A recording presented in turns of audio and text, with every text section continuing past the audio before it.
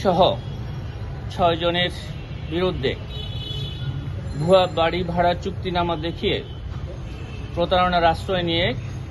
আসামি শিবলি রুবায়াতুল ইসলাম 1,92,00,000 টাকা ঘুষ গ্রহণ করে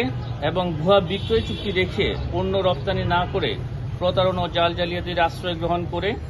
এবং ব্যাংক কর্মকর্তাগণ কাস্টমার ডিউ ডিলিজেন্স অনুসরণ না করে পণ্য রপ্তানির বিপরীতে কোনরূপ রেকর্ডপত্র না পেয়েও পরস্পর যোগসাজশে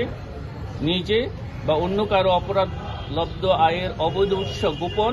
বা আড়াল করার উদ্দেশ্যে $3,61,00,000 বাংলাদেশে আনয়ন করে তা থেকে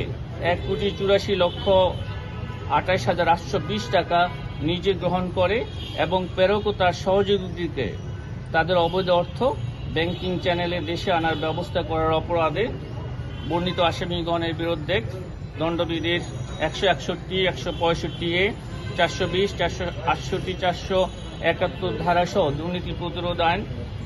1947 এবং মানি লন্ডারিং প্রতিরোধ আইনের সংশ্লিষ্ট ধারায় আরও একটি মামলা রুজু করা হয়েছে।